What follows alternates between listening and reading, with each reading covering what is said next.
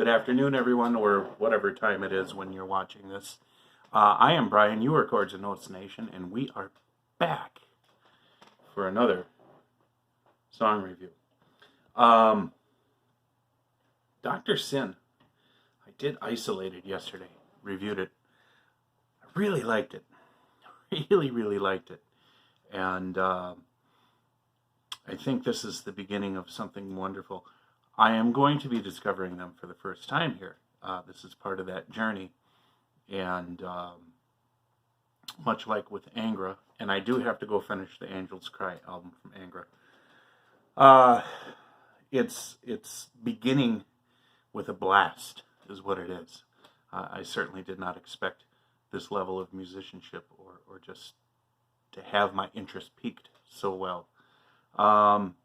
So I did receive several requests for different songs by Dr. Sin, but I'm going to go with Fire because it is off of the same album, Brutal, that Isolated was off of, 1995. And those of you who are new to the channel, it's going to be a raw, honest, and unedited reaction. It is just me, right here, listening to the music. If you want any of that extra added features and stuff, that's not this channel. You'll have to go to a different channel for that. And that's okay, because really you're here for me. Anyways, and then of course I will have to pause periodically because of guidelines and rules and regulations and all that sort of stuff, which is fine because I try to choose appropriate places to pause the music, and when I do, it's because I've just heard something so profound that in that moment I need to react to it. Alright, that being said, Brutal, Dr. Sin, Fire, Dr. Sin, off of their Brutal album. Having trouble talking today. I hope I can put together a good video for you. Here we go.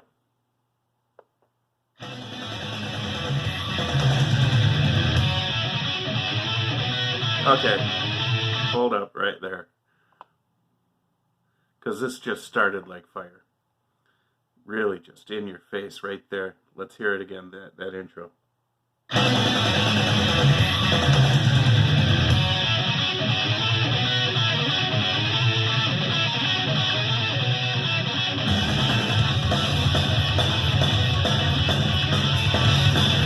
That's good.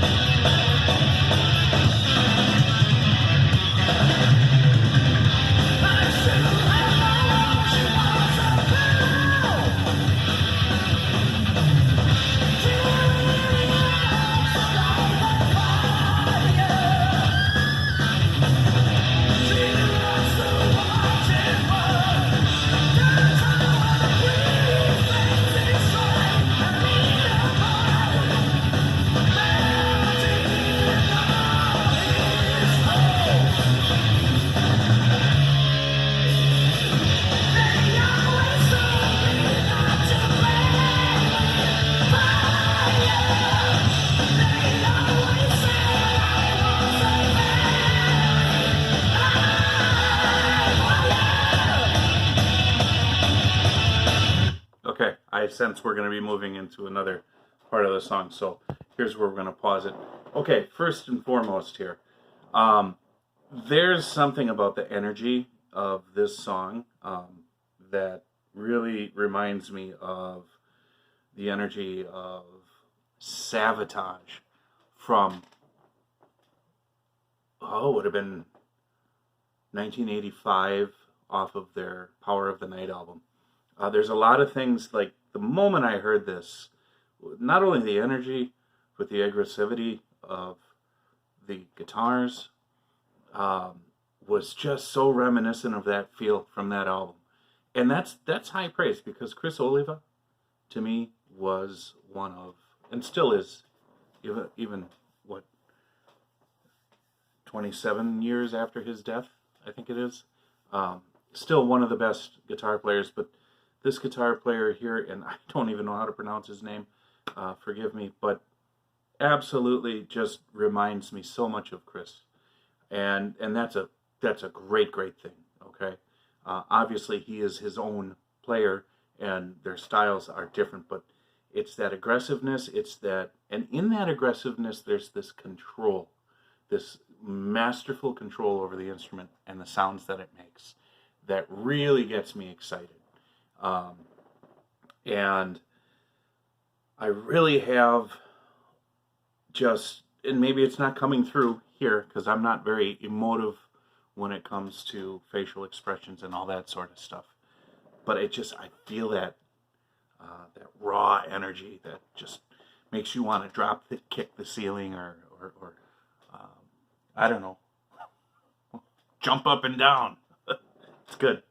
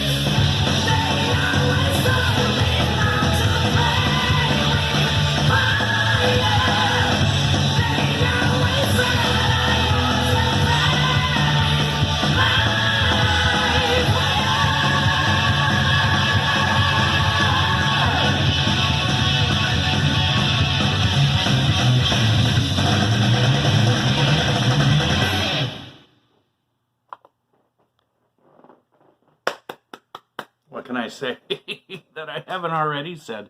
They always told me not to play with fire. Well, this is the kind of fire you want to play with. This is so refreshing to hear this kind of music, especially after, basically having music stolen from us by the record companies and the corporations that give us the music that they want us to hear, rather than hearing just that artistic beauty that comes from people who are dedicated to perfecting their sound and playing the music that they love, hoping that we will love it too. And I'm really getting the sense that with Dr. Sin, these are the type of artists that we're dealing with here. It certainly is a dated sound. I would venture to say the early 80s to the mid 90s is where we're dealing with this virtuoso style of heavy metal. But that's okay. That it does have that sort of dated sound. Because even dated sound can be timeless, especially if it's appreciated by those who know what that's all about. And I hope I know what it's all about. I lived through that era, and And it's really nice. It's really refreshing. It's really just such a good feel and a good vibe. You know what I like about it too is I don't care for metal music that is vulgar or rude or crass.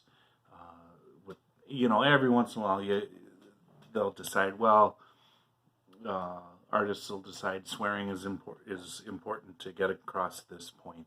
That's okay. Whatever, you come across that once in a while. But then there's that other part of it where it's all F this and F that, and I'm talking about behind the scenes too. But you can tell the quality of people by, number one, the quality of music that they make, but also lyrically, the quality. And I have a feeling that with Dr. Sin, we're kind of dealing with some quality people here. Those of you who are fans, you let me know. I don't. Um, but I'm really excited about this journey. I think this is really nice. So thank you very much. That's all I really have to say right now, other than I'm really looking forward to just diving deeper into this world. Sounds weird, but this world of Dr. Sim. Well, and and hopefully you'll come along for that ride. Be well, stay well, love one another. Remember to thank God for all the great, wonderful things that He has done for you. Um, Starting with waking up in the morning, that your heart's beating and that you're able to take breath. Um, and remember, even the bad things that happen to us in life are woven into our tapestries as a method to bring us to Him, and as well as develop us as human beings. So, that being said, I will talk to you in the next video.